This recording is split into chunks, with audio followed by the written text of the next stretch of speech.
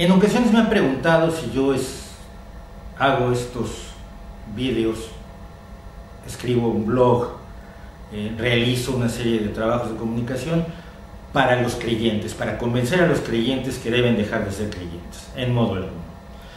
La enorme inversión que los creyentes ya han hecho en sus creencias es tal que es imposible que las abandonen, salvo casos muy excepcionales. Me explico. No creyendo en Dios, siendo un agnóstico que para todo efecto práctico en mi vida cotidiana soy ateo, si alguien me demostrara que un ser que corresponde a la descripción más o menos de Huitzilopochtli o de Zeus o de Huacantanca o de Odín o de algún dios de la santería, Changó, etcétera, existe en algún lejano planeta, en algún lugar de nuestro universo, o incluso en un universo paralelo, en uno más de nuestro multiverso, yo me vería obligado a creerlo, yo me vería obligado a aceptarlo y decir, bueno, ese Dios sí existe. ¿Por qué? Porque tendría pruebas científicas sólidas y concretas de que Dios existe. Mientras no tenga esas pruebas, Dios, las hadas y los pitufos me parecen increíbles. Sí, concedo que quizás en algún universo haya pequeños seres azules con capuchitas blancas a los que persigue Gargamel y su gato, pero es una probabilidad que considero demasiado baja como para dedicarle demasiado tiempo. Yo, y obviamente todos quienes no creen en deidades. Yo hablo para quienes pueden estar como estaba yo quizás a los 9 años cuando cruzaba la calle, porque vivía exactamente frente a una iglesia, y me metía y decía, quiero creer. Y esto mucho antes de los expedientes X. Quiero creer, se ve que la gente, hombre, lo pasa bien, aquí hablan con Dios, los perdonan si hacen algo malo, tienen apoyos, pero yo no me lo puedo creer, no lo creo, no lo acepto, tiene demasiados agujeros la historia que me están contando en el catecismo, demasiados agujeros. Mucha gente piensa así, pero siempre prefiere guardarse sus dudas para no quedar mal con la familia y los amigos que nos dicen que hay que creer. Quizás la serpiente que habla en el Génesis les parece una exageración, tal vez demasiado, de los propios hebreos que escribieron el libro, por muy inspirados en Dios que estuvieran, se les fue la olla. Quizás, hombre, la idea de la zarza ardiente que habla también en el Génesis, que le habla a Moisés, es un poco exagerada. Quizás la piara de cerdos endemoniada fue una injusticia por parte de Cristo. Quizás la tía sinforosa pues no merezca estar en el infierno como dicen que va a estar, porque era una buena persona que cuidaba a los gatitos, nos enseñó a no robar, nos enseñó a no mentir, cuidó a su madre durante una larga enfermedad, siempre fue una persona noble y amable con todo el mundo, pero le gustaban los hombres más que a un tonto un lápiz, y cada vez que veía uno lo sumaba a su colección si tenía la menor oportunidad. Es decir, la tía sinforosa, que era muy lujuriosa, lúbrica y encantada con su sexualidad y su libre ejercicio, está en el infierno. Hombre, quizás nos cueste trabajo creer eso, o que una persona que sea un famoso escritor que siempre fue bueno y luchó por la justicia social y las mejores causas, también vaya al infierno porque es gay. Quizás no podamos creer en que Dios está más obsesionado con el sexo que Sigmund Freud. Si él puso el área recreativa en nuestras piernas, ¿por qué está tan preocupado por lo que hacemos con el área recreativa? O más preocupado por eso que lo que hacemos con las manos cuando construimos armas para matar infieles. Quizás podemos poner en duda eso y decidimos que nuestra religión es fraccionable. Es decir, que podemos tomar todas las enseñanzas de la religión y decir, esto me gusta, esto no me gusta, esto me parece bien, esto me parece mal, voy a creer en esto, pero no voy a creer en esto otro. Es una posición un poco rara, pero es válida.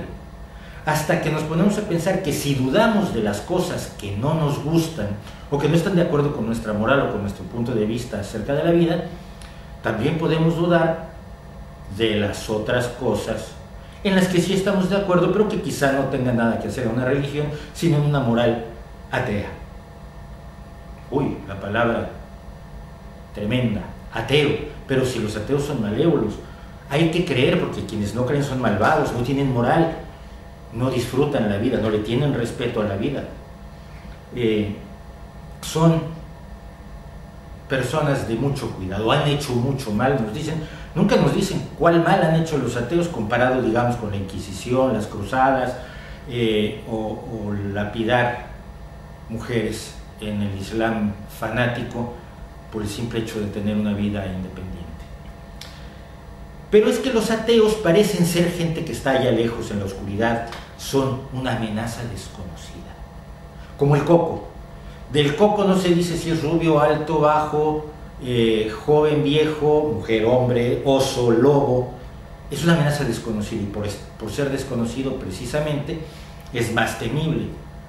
Si el coco fuera Charles Chaplin sería muy difícil tenerle miedo. Charles Chaplin hace películas bonitas con perritos, niños, donde lucha contra las injusticias, donde se enfrenta a los malos y les gana y nos cae muy bien, y es ateo, un gitano ateo toda su vida, un huérfano gitano de familia muy religiosa, de familia católica, que siempre toda su vida fue ateo. Claro, cuando el coco o el ateo son Charles Chaplin o Héctor Berlioz, el compositor, o Dmitri Shostakovich, o hasta Roger Waters, el de Pink Floyd, pues la cosa ya no es tan temible. Mucho menos temible si es Woody Allen, o Brad Pitt, o Angelina Jolie, todos ellos ateos. Stieg Larsson, el autor de la trilogía del milenio, junto con Saramago, que recientemente ha muerto, o con Gao Xingyan, el premio Nobel, igual que Saramago, de literatura, son todos ateos. Ateo era Bruce Lee, el rey del Kung Fu. Ateo era Thomas Alva Edison o Richard Stallman, el fundador y promotor del software libre. Lance Armstrong, el ciclista. Premios Nobel a grandes cantidades, incluidos Marie Curie y Albert Einstein, por supuesto. Y hasta millonarios como George Soros o el propio Bill Gates. Todos ellos comparten la idea de ser ateos. Comparten una posición ante la vida en la que para todo lo que hacen no necesitan creer en un Dios. Los ateos no son gente que está allá lejos y son una amenaza para el mundo creyente. Los ateos son personas que se han cuestionado la realidad y han decidido que no pueden aceptar la existencia de una deidad si no tienen pruebas un poco más sólidas que las que hasta ahora han ofrecido las religiones. Por lo tanto, ser ateo está bien. No es malo. No es nada de lo que nadie deba avergonzarse. Es algo que a las familias les puede costar trabajo tragar, pero si te quieren, te aceptarán. Y si no te aceptan, ya sabes que su amor era un poco de qué bueno que me enteré a tiempo de lo que opinaban y no más tarde. Nuestra moral se basa en la capacidad solidaria y altruista del ser humano creada por la evolución para permitirnos pasar en unos cuantos miles de años de ser el alimento favorito de la sabana y no el que corría más rápido, por desgracia, a ser capaces no solo de controlar y entender el universo y controlar la realidad, sino de hacer el Jardín de las Delicias, la Novena Sinfonía de Beethoven o la poesía de García Lorca. Ser ateo está bien, planteárselo no es malo, ni siquiera es pecado. Si nos cuestionamos la realidad, podemos entenderla, porque hacer preguntas es la única forma de obtener respuestas. Si tenemos todas las respuestas y creemos que la verdad está revelada por alguien o por algo, estaremos en la mejor posibilidad de caer en manos de cualquier señor que diga que tiene línea directa con Dios y nos haga sus esclavos. Se puede apostar por la libertad. Ser ateo no es malo. ¿No cree usted?